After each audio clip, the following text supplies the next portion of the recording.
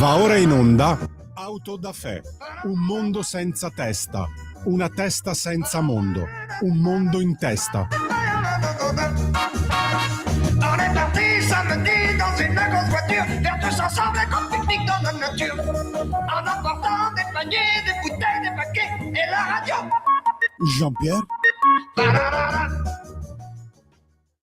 Buongiorno a tutte le ascoltatrici e a tutti gli ascoltatori, ben trovati al nostro appuntamento con Auto da Fè e ben trovato anche al nostro ospite di stamani. Stiamo parlando di Felice Manti, caporedattore centrale de Il Giornale, che ho il piacere di avere di nuovo con noi. Buongiorno Felice, grazie. Se mi senti, io non so se mi senti, io presumo che tu sia in collegamento perché ti vedo, ma devo averne la certezza. Chiedo lumi anche alla regia, perché altrimenti... Felice, mi senti? Sì, io ti sento benissimo, tu mi vedi? Perfetto, adesso ti sento. Ti sento ma non ti vedo, ma non è importante, l'importante è che ci sei. E intanto grazie per essere con noi. Una questione della quale ci siamo occupati e continuiamo ad occuparci, si sono occupate anche le Iene in un'ultima puntata che abbiamo messo nel link, come link nel post che introduce la nostra conversazione sulla pagina Facebook di Radio Libertà, e stasera ci sarà un altro appuntamento su Italia 1 alle 21:15 con le Iene che si occupano di casi come quello appunto relativo alla strage di Erba e della giustezza o meno delle condanne non solo di Rose Olindo ma di tante altre vicende. Però da questo noi partiamo perché è stato presentato da parte del magistrato ormai ex in pensione Cuno Tarfusser, che era anche uno degli autori della richiesta di revisione del processo per la strage di Erba che abbiamo seguito a suo tempo, oltre a quelle degli avvocati difensori che sono state poi rigettate dalla Corte d'Appello di Brescia con la conferma della Cassazione. Cuno Tarfusser ha presentato di recente un esposto denuncia per conoscenza alla procura di Bolzano, indirizzato alle procure di Venezia e di Perugia, un esposto denuncia molto duro, molto pesante, poi magari ne parliamo anche, no Felice? La questione però si intreccia, e la questione di Tarfusser si intreccia anche con un documento che hai raccolto tu, un documento interessante, importante, perché dicevamo prima la Corte d'Appello di Brescia ha detto no alla revisione del processo per la strage di Erba. Un ruolo senz'altro importante lo ha avuto, ce lo ricordiamo tutti in aula, il procuratore generale della Corte d'Appello Guido Rispoli, no? Che Tarfusser conosce benissimo perché hanno lavorato insieme a Bolzano a suo tempo e hanno avuto anche a suo tempo rapporti molto buoni, tant'è vero che il dottor Rispoli è stato il testimone di nozze del dottor Tarfusser. Dopodiché sono subentrate una serie di questioni che hanno allontanato i due, ma ciò che rileva in questa sede e che tu hai documentato, Felice, è il motivo per cui lo stesso Guido Rispoli a suo tempo ti disse che lui si sarebbe astenuto dal entrare nel merito circa la richiesta di revisione avanzata dal dottor Tarfusser. Ci vuoi raccontare come sono andate le cose, che documento hai raccolto tu, ne hanno parlato anche le Iene, no? E che rilievo può avere questa vicenda? Perché Guido Rispoli disse a te: io mi astengo, mi asterrò. Poi fece il contrario, perché in aula lo abbiamo visto tutti in che modo ha sostenuto l'accusa, in un modo che nuovamente adesso il dottor Tarfusser dice è stato censurabile, quello dell'intera Corte d'Appello di Brescia e della Corte di Cassazione, che addirittura hanno preso per vere cose che non sono mai accadute, cioè false o inesistenti. Poi magari entriamo nel dettaglio. Comunque, l'audio che le Iene hanno mandato, che abbiamo sentito, adesso ne parliamo con te, ma è stato estremamente chiaro con te il dottor Rispoli, tra l'altro partecipando anche di una sorta di, come dire, appassionato anche alla ricerca della verità, perché ha detto io ho seguito tutte le inchieste delle Iene, lì c'è, insomma, ce n'è materia per riflettere, per essere dubbiosi circa il modo in cui sono stati condannati questi due. Poi è successo esattamente l'opposto, che è diventato colpevolistissimo e che non si è astenuto, tutt'altro. Che morale ne trai da tutta questa storia, Felice? Tra l'altro tu hai documentato tutto, lo hai registrato, non è che hai fatto una roba losca, hai registrato un pubblico, una persona che ha un ruolo pubblico e che diceva la sua. Guarda, qui la vicenda, diciamo, della strage di Erba si, come dire, alimenta di un sacco di vicende, diciamo, poco commendevoli e di tante situazioni che nascono in un modo e poi finiscono in un altro modo. Quando il 9 gennaio la Corte d'Appello di Brescia ha accolto la richiesta di revisione e ha fatto un'udienza, chiunque conosce, diciamo, le carte ha detto: ah, finalmente adesso vediamo queste nuove prove, vediamo in dibattimento se questi elementi sono tali da riaprire il procedimento o meno, si fa un processo di revisione come, diciamo, normalmente si fa, non così spesso, viva Dio, ma insomma come si fa credo 10-15 volte all'anno, e si vede se questa cosa è vera o no. Quindi tutti si aspettavano un processo. E invece dopo 3 udienze in cui di fatto non si è mai entrati nel metodo delle prove, ma si è sempre sorvolati sull'ammissibilità di prove che in realtà erano già state implicitamente ammesse, stante la richiesta di revisione e l'udienza dibattimentale, dopo 3 udienze si è deciso che la richiesta di revisione era inammissibile. È come dire: allora giochiamo la partita, sì, ci vediamo al campo, ci vediamo lì, portate il pallone, allora facciamo 3 allenamenti per vedere se siete in grado di fare la partita. Sì, sì, no, la partita non si fa. Questa stranezza si associa a un'altra stranezza, ed è questa. Io ho conosciuto il dottor Rispoli almeno un paio d'anni prima della vicenda di Erba. Lui è un magistrato molto in gamba che ha fatto a Brescia un protocollo per la gestione dei beni sequestrati alle mafie, una roba serissima, con la Guardia di Finanza, di cui ho dato contezza sul giornale. Da quell'incontro lì è scattata una, come dire, un cordiale rapporto di fiducia, tanto che quando questa richiesta è stata proiettata sulla scrivania del dottor Rispoli, io mi sono sentito in dovere di andare a trovarlo per chiedergli, da giornalista, quindi lui sapeva che io andavo lì a chiedergli queste informazioni, che cosa poteva succedere, perché è chiaro che nel momento in cui a gennaio si apre il processo e c'è un'udienza, uno dice: vabbè, che cosa succede a questa udienza? No? Parliamoci, fammi capire, no? Tutto questo in grande trasparenza, diciamo, no? E nel corso di questo incontro lui mi ha detto che lui era, diciamo, aveva visto le Iene, aveva visto che appunto c'era Ciccia. Io sto alle sue parole, non voglio No, interpretarle. questo termine l'ha No? usato lui, qua c'è L'ha Ciccia, usato no? lui, Ciccia. Quindi un uomo di legge, un uomo di Stato che mi dice c'è Ciccia, vuol dire ci sono elementi ragionevoli per pensare di riaprire il processo, è un fatto, diciamo, importante. Poi lui mi dice: io probabilmente io ho visto le Iene, quindi diciamo capisco che ci sono delle situazioni da verificare, no? Poi lui dice: io rappresento la Procura Generale. La Procura Generale, per chi non lo sapesse, si fa carico di quelle che sono le risultanze della Procura e quindi in qualche modo rappresenta l'accusa. Ora, non necessariamente la Procura Generale deve spalmarsi sulle posizioni dell'accusa. L'abbiamo visto con Tarfusser in altri procedimenti. Quando è Procuratore Generale, in tante situazioni si è distaccato da quelle che erano le conclusioni della Procura di Milano. Quindi non è che tu devi per forza spalmarti su quelle conclusioni, puoi valutare, diciamo, liberamente quelle che sono le tue considerazioni, per chiedere se essere d'accordo o meno sulla riapertura del processo. In quelle circostanze lui mi disse: io non posso essere in aula, perché siccome un rapporto di amicizia che è finito male per colpa di, poi si vede, c'è una grave inimicizia tra di noi, io non voglio in alcun modo che questo rapporto di amicizia interrotta che c'è tra di noi possa inevitabilmente e inequivocabilmente inficiare la mia valutazione, la mia terzietà, perché in questo caso anche la Procura Generale di Brescia è terza parte, nel senso che non è la Cassazione che ha deciso di condannarli, non è la Procura di Milano che ha deciso, di Como, che ha deciso di condannarli in primo grado, non è la Procura Generale di Milano che ha confermato la condanna, ma è un soggetto terzo rispetto a tutti questi altri soggetti che deve valutare un lavoro fatto da altri per dire sì o no. Quindi la terzietà in questo caso della Procura Generale era, come dire, confermata dal fatto che questo è quello che prevede la legge. Se io succede una roba a Milano, è la Procura di Brescia che è competente. Abbiamo visto con il casino di Davigo, Amara a Eni, la Procura di Brescia ha detto no, Davigo ha fatto una fesseria a far circolare queste carte che gli aveva dato Storari, che a sua volta ha fatto anche lui un'altra fesseria. Questi soggetti vanno condannati e o sanzionati dal punto di vista disciplinare. Di fronte a questi fatti, no, io mi sono interrogato sulla opportunità o meno, una volta che lui mi fa queste affermazioni, di verificarle evidentemente, no?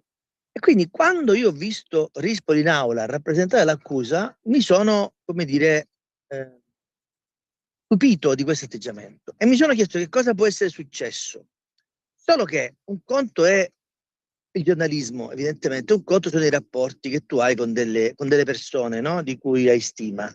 E quindi io ho riflettuto molti mesi sull'opportunità o meno di verificare che queste confidenze che lui mi aveva fatto rispetto alla sua posizione sul processo e rispetto alla sua presenza in aula e rispetto al fatto che la sua presenza in aula avrebbe potuto in qualche modo inficiare questa vicenda, ovviamente diciamo, erano in contraddizione con il suo comportamento, ma d'altronde ragazzi ognuno è libero di dire, di pensare, di fare ciò che vuole. Il problema è che poi quando queste vicende si concludono nel solito modo e quindi si manda la palla in tribuna perché la Corte d'Appello, che ha riaperto il processo, perché questa è un'udienza dibattimentale, sì. poi ha detto, si è annegato se stessa dicendo che non c'erano elementi. Quando un procuratore generale mi dice A e poi fa B, io mi pongo il problema di dire che cosa sta succedendo, perché qui è evidente che è successo qualcosa. Noi sappiamo benissimo che le prove raccolte dalla comunità scientifica che si è messa a disposizione non di Olindo e Rosa, attenzione, ma della sacralità della prova scientifica in un processo, si sono messi in campo a difendere la non colpevolezza di Olindo e Rosa, non per difendere loro due, ma per difendere, ripeto, la bontà della prova scientifica in quanto tale. La prova scientifica in quanto tale deve essere immune da qualsiasi tipo di valutazione di contaminazione esterna.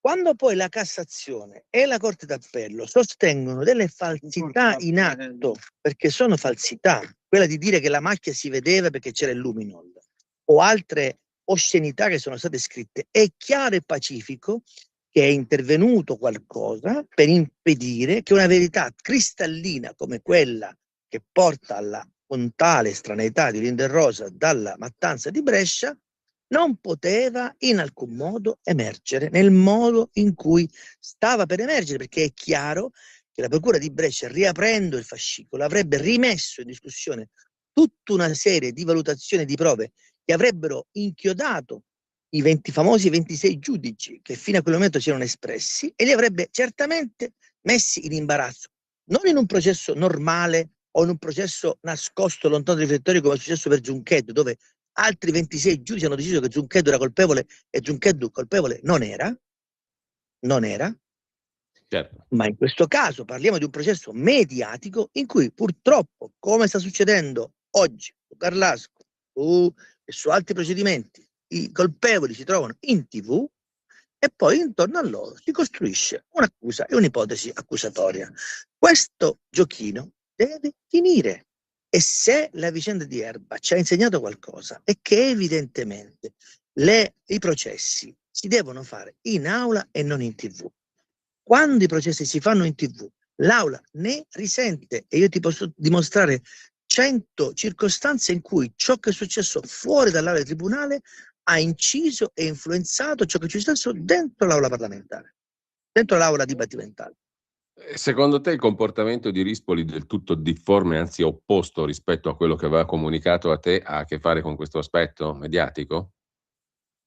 Io ritengo che lui sia perfettamente a conoscenza del fatto che la sua inimicizia nei confronti di Tartus, sulla quale io non ho nessun tipo di elemento per giudicare, come dire, chi ha ragione e chi ha torto, è un elemento distonico rispetto, ripeto, alla sua terzietà su questa vicenda, nel senso che è chiarissimo che tra l'altro lo prescrive il codice, sono gli articoli del codice che dicono che se tu o ti sei già occupato di una vicenda o hai motivi di malanimo o interessi d'ufficio in vicende processuali che tu sei chiamato su cui sei chiamato a deliberare, non puoi decidere, devi sottrarti, devi farlo o perché ti obbliga la legge o, come in questo caso, banalmente per motivi di opportunità, per evitare il peso e l'ombra di questa, questa ipotesi sulla bontà di un procedimento che già di per sé è molto delicato, perché è chiaro che quello che dice Rispoli è molto grave, perché Rispoli dice: io ho visto le Iene, Le Iene hanno sostanzialmente, come tutti sanno, ricostruito e messo in scena tutte le storture che Edoardo Montolidio dal 2007 abbiamo portato, hanno aggiunto altri elementi ancora più gravi, plasticamente confermati in alcune interviste a inquirenti che hanno fatto le indagini, a soggetti che conoscevano le vittime, a soggetti che hanno partecipato ad alcune azioni legate in qualche modo a queste vicende, alle piste dell''ndrangheta, al regolamento di conti dello spaccio di droga, eccetera. Quindi ci sono talmente tanti elementi per ritenere ragionevole delle piste alternative, in quali possiamo solo sbizzarrirci, che è pacifico che nel momento in cui la Corte d'Appello decide di metterci mano perché giustamente ha trovato e riscontrato delle storture, e un procuratore generale mi dice sì, c'è tanta ciccia, è chiaro che sembra manifestarsi la possibilità di una riapertura. Poi dopo 3 udienze in cui di fatto si gioca a ripiattino, il giudice, la Corte, decide che quel processo che loro avevano chiesto di riaprire non si deve riaprire. E nelle motivazioni per cui non si deve riaprire sono scritte delle falsità. E Cuno Tarfusser, che è un magistrato Sì. al di fuori di qualsiasi logica correntizia, un uomo che ha votato la sua esistenza alla legge, un uomo che è stato 11 anni alla Corte Penale Internazionale, strumento giuridico che tanti giornali di sinistra hanno definito come questo organismo supremo di giustizia perché diciamo mette al sicuro i criminali di guerra come Al-Masri che l'Italia ha ingiustamente allontanato, poi anche lì ci sarebbe da discutere su chi l'ha effettivamente scarcerato e chi no, ma comunque uno che l'ha passato 11 anni alla Corte Penale Internazionale non può essere tacciato di essere uno a caccia di visibilità. Per dire che cosa? Per difendere 2 potenziali carnefici che hanno ammazzato un bambino? Qual è questa visibilità? Non ha senso. Se uno come Cuno Tarfusser, uomo di legge, si mette a guardare la vicenda, si legge i libri, si legge le carte e arriva non una volta ma 2 volte a metterci la faccia in questa vicenda, vuol dire che evidentemente c'è qualcosa di molto molto losco in tutta questa storia. Ecco, tra l'altro, perché la Felice, magistratura non deve fare chiarezza? Perché? Felice, uno come Cuno Tarfusser non solo ha presentato la richiesta di revisione a suo tempo, ma adesso con questo esposto denuncia scrive delle cose nero su bianco che proprio per il profilo che tu dicevi poco fa sono incredibili. Lui scrive esattamente che si possono fare errori ma non orrori come questi 2 ergastoli. Si augura che a questi 2 condannati venga finalmente riconosciuto il diritto a un processo vero, serio e giusto, perché un processo non ce l'hanno mai avuto. Questo lo dice un magistrato della caratura di Tarfusser, come tu hai ricordato. E ancora, non posso e non voglio rimanere in silenzio di fronte a quella che personalmente non ho dubbio è una colossale, eclatante ingiustizia umana, un'inaudita violenza che il sistema ha inflitto, il sistema giudiziario da 20 anni sta infliggendo a queste 2 persone. E ulteriormente, parafrasando Platone, dico che le 5 sentenze che hanno tolto ogni speranza a Rosa Bazzi e Olindo Romano sono dei capolavori di ingiustizia perché fanno apparire giusto quello che non è giusto affatto. Io non so cosa deve aggiungere un magistrato dell'esperienza e del profilo e del curriculum di Tarfusser, ma sono parole che farebbero rabbrividire chiunque in un posto, in un paese normale, verrebbe da dire, per usare una abusatissima espressione. Qua non c'è niente di normale in questa storia, Felice.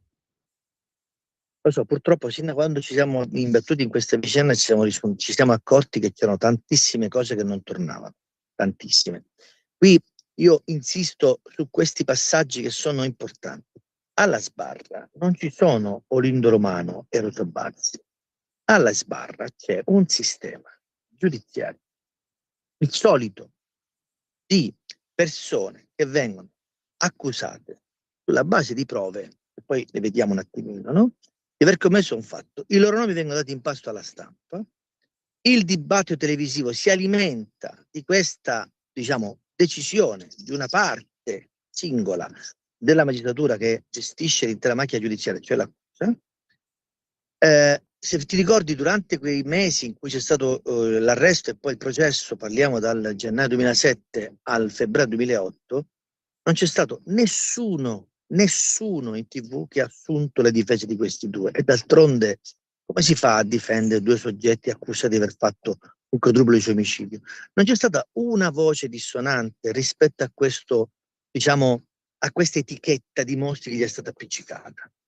Quando noi ci siamo accostati al caso, l'abbiamo fatto anche noi con un pregiudizio colpevolista nei confronti di loro due, perché mai potevamo pensare, io Edoardo Confolli, che questa vicenda fosse così complessa. E invece, quando siamo andati a trovare Fabio Schendi, mio amico sin da qualche anno prima, che non mi ha mai, contattato durante le fasi del processo, ma sono stato io a contattarlo appena prima dell'udienza preliminare, perché l'ho visto l'udienza preliminare, mi racconta che i RIS non trovano tracce di sangue delle vittime negli appartamenti di Lindo Romano e Rosa Bazzi.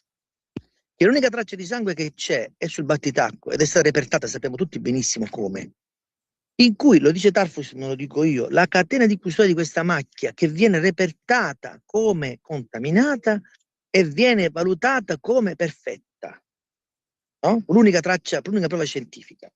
Quando hai un riconoscimento di un soggetto che prima riconosce uno straniero, mai visto prima, con le fattezze molto diverse da quelle di Olindo, e poi dopo una serie di colloqui assertivi con un carabiniere, molti dei quali sono stati cancellati, non sono mai stati trovati, nonostante quello che dice la Corte d'Appello di Brescia, che in questo dice delle eresie fotoniche colossali, e idem la Cassazione. Quando tu hai delle ferite all'ultima vittima incompatibili col fatto che lei potesse gridare aiuto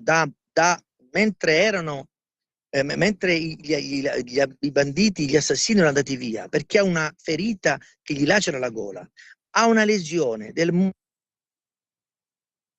sarebbe impedito di fare le scale.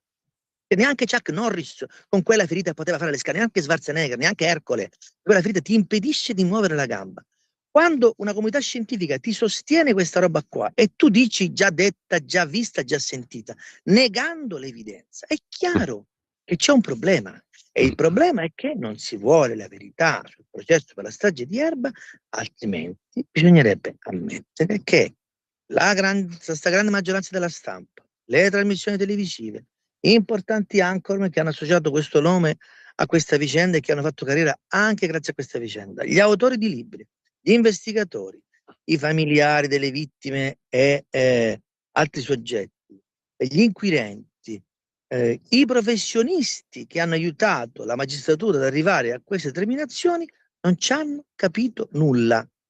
È come il bambino che dice che il re è nudo. Il problema qual è? Che quando il bambino lo dice, la gente se ne accorge. Oggi non trovi nessuno o pochissime persone che ancora insistono a dire che Olindo Romano e Rosa Bazzi sono colpevoli. Ma io non voglio entrare in queste vicende. Io voglio semplicemente dire, come Tartus, ci sono degli elementi ragionevoli di prova che li rendono non perfettamente accusabili, perché quegli elementi scientifici alla base di quella condanna non potrebbero reggere, non dico in un'aula di tribunale, ma neanche al bar, neanche la discussione al bar. Ergo, serve un soggetto terzo che prenda queste prove, le esamini e dica è vero o non è vero. Questa cosa è stata impedita. Felice, il dottor Tarfusser in questo esposto denuncia mette nel mirino le sentenze della Corte d'Appello di Brescia e della Corte di Cassazione, che hanno detto no alla richiesta di revisione, no? Da lui proposta e dagli avvocati dei due condannati. E perché le mette nel mirino? Perché, osserva Tarfusser, pur di arrivare a questa conclusione, cioè a dire no alla revisione del processo, cioè a farne un processo vero finalmente, fondano le loro decisioni su presupposti e dati di fatto falsi o fuorvianti, o su fatti che dicono che sono agli atti, ma che non ci sono. Non si può e non si deve dire, scrive Tarfusser, che la prova non è nuova perché è già valutata facendo riferimento ad atti o documenti inesistenti, o quando, senza confrontarsi con la novità, ci si rifiuta di assumere la prova offerta, con argomentazioni che offendono il ruolo di giudice. Questo qui è un epitaffio tremendo se dovesse rimanere così e non essere appurato se quello che Tarfusser dice è vero o è falso. Allora, noi che abbiamo seguito quel processo, anche l'ultimo, in fase di Corte d'Appello di Brescia, sappiamo benissimo che Tarfusser ha ragione, perché è successo esattamente questo, che si sono presi atti e fatti falsi o inesistenti per dichiarare che non si poteva fare il processo. Questa è una roba di una gravità terribile e non penso che, se noi lo diciamo, se Tarfusser lo dice, possiamo essere accusati di ledere la dignità di nessuno. Stiamo dicendo semplicemente una verità. ci sarà una sede nella quale questa questione può essere affrontata, perché se no rimane una ferita aperta per sempre questa qui nel corpo della giustizia. Come fai a fidarti di gente che ragiona così, che ti dice che è già stata esaminata una cosa che non si è mai vista, che ti dice che non è nuova una cosa che è assolutamente nuova e che ci sono atti e documenti che non esistono? Allora, purtroppo c'è stato un referendum un mese fa, insomma, qualche giorno fa, che ha stabilito che fondamentalmente una grande o piccola maggioranza degli italiani è convinta che la giustizia non debba essere riformata. Io ovviamente sono convinto del contrario e soprattutto sono convinto che la magistratura ha al suo interno gli anticorpi necessari per evitare di essere messa esposta al pubblico ludibrio e di passare come giustizia sommaria, noi che siamo la patria del diritto. Quindi io, che sono un uomo che crede nei valori, che crede nella giustizia, che crede nella magistratura, che crede nel diritto, che crede nel giornalismo e nella libera informazione, sono sempre e ancora convinto che prima o poi ci sarà un giudice a Berlino o a Venezia o a Roma o a Perugia o a Brescia o ovunque altro esso sia, disposto, come ha fatto Tarfusser, a metterci la faccia e a dire: signori, dobbiamo rifare tutto da capo. Lo dobbiamo non solo e non soltanto a due soggetti che probabilmente sono innocenti in galera da 20 anni, dobbiamo anche e soprattutto alle vittime che sono state ammazzate da soggetti molto più pericolosi di Iolindo Romano e Rosa Bazzi, molto più esperti, facenti parte di organizzazioni molto più complesse e molto più organizzate di Iolindo Romano e Rosa Bazzi, che avevano probabilmente, ma questa è la mia personale ipotesi, nel traffico di droga e nei rapporti con l''ndrangheta i loro punti fermi. Qui c'è un problema che ha a che fare anche con la capacità di queste organizzazioni di realizzare mattanze di questo tipo e restare indisturbate. Questo sarebbe probabilmente la circostanza ancora più grave. Io ho paura che purtroppo la vicenda di Lindomaro Sabazzi sia terminata in questo modo, perché c'è stata una grande fretta nel voler concludere le indagini dopo la prima figura di Palta fatta alla procura, quando la procura ha detto che era stato Azzuz, e Azzuz era in Tunisia e non poteva essere stato. Da quel punto di vista lì, dopo quella figura di Palta, fatta facendo stare male persino il guardasigilli, perché vi ricordo anche che Azzuz era uscito con l'indulto e in qualche modo la possibile colpa di Azzuz era di fatto una specie di pizzino al ministro della giustizia, perché avendolo scarcerato lui era in qualche modo il mandante morale di quella strage. Noi siamo arrivati anche a ragionare per queste ipotesi, perché io non me lo dimentico e non dovrebbero dimenticarselo neanche gli italiani che ci ascoltano. Felice, abbiamo un minuto, no? Abbiamo un minuto, però io volevo citare proprio esattamente quello che tu hai citato poco fa, perché ne fa un punto centrale del suo ragionamento anche il dottor Tarfusser. Potremmo stare qui ore, no? Perché ci sono un sacco di aspetti, la macchiolina, le confessioni, Frigerio, eccetera. Abbiamo parlato tante volte, ne riparleremo. Però c'è un punto dal quale parte tutta questa vicenda e parte anche l'esposto denuncia del dottor Tarfusser, ed è quello che citavi tu prima. Non sono state trovate tracce di Rosa e di Iolindo sul luogo dei delitti, né tracce dei delitti a casa loro o nelle loro pertinenze. È quello che dicono i RIS di Parma, no? E allora sottolinea il dottor Tarfusser una cosa, che anche quella è rimasta lì senza avere nessuna conseguenza. Di fronte a questa conclusione, qualsiasi altro procedimento si sarebbe concluso lì, in quel momento esatto, con la consulenza tecnica dei RIS depositata a mani del pubblico ministero. Ma il signor pubblico ministero cosa fa? Incredibilmente dice che non intende avvalersi della consulenza, cioè quella consulenza che il pubblico ministero ha disposto, lui non la vuole utilizzare. E questo, dice Tarfusser, non è che sia una cosetta da poco. Questa qui è un contravvenire a quello che prevede la legge, perché l'articolo 358 del Codice di procedura penale dice che il pubblico ministero deve fare accertamenti anche su fatti e circostanze a favore della persona sottoposta all'indagine. E questa è una violazione gravissima, perché volta a evitare che un dato favorevole agli imputati venisse alla luce e fosse valutato. Questo è già fino all'inizio di tutto questo procedimento, gravissimo e senza conseguenze, perché nessuno ha pagato per questo contravvenire alla legge. O sbaglio, Felice? Questo è un dato eclatante, enorme, ma mai sanzionato. L'abbiamo ricordarci- fatto passare come se fosse normale tutta sta roba qua. Dobbiamo ricordarci qual era lo scenario. Lo scenario era che Olindo Romano e Rosa Bazzi avrebbero accettato di fare un rito diciamo non ordinario, un rito abbreviato. Con il rito abbreviato la maggior parte delle prove vengono escluse dal dibattimento, si procede diciamo per sommi capi, adesso non voglio usare termini troppo complessi ma per far capire la gente a casa, e il processo si chiude molto velocemente perché è talmente manifesta la colpevolezza dei soggetti che si procede in questo modo qui. La decisione di Fabio Schembi e di tutto il collegio difensivo di procedere al rito ordinario, quindi di ammettere tutte queste prove, è avvenuta prima che i RIS depositassero una perizia di fatto favorevole ad un Romano Rosa Bazzi. Quindi non è stata non c'è un rapporto causa-effetto. Io l'ho deciso prima perché ero talmente convinto della loro innocenza che quando anche i RIS avessero detto che c'erano delle tracce, quella roba me la portavo in processo e se rischiavo la condanna, rischiavo con i RIS.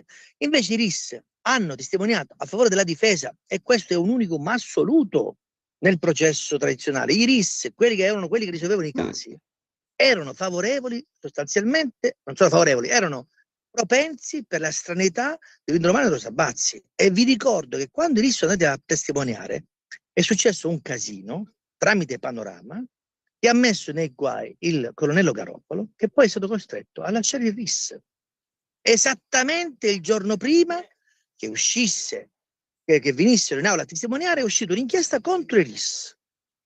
Qui le coincidenze in questa vicenda non sono Un po' poche, troppe. sono tantissime. Un po' E troppe. ci vuole un soggetto che ha le palle per metterci mano, perché ne Allora, va Felice, del paese, della Costituzione. dobbiamo salutarci qui. Sei stato come al solito chiaro. Mi permetto di concludere citando il libro tuo e di Felice e di Edoardo Montolio, Lindo e Rosa, il più atroce errore giudiziario nella storia della Repubblica, edito da Algama. Lo trovate su Amazon. Grazie a Felice Manti. Stasera alle 21:15 su Italia 1 le Iene parlerà ancora di questo. Grazie Felice. Grazie a te.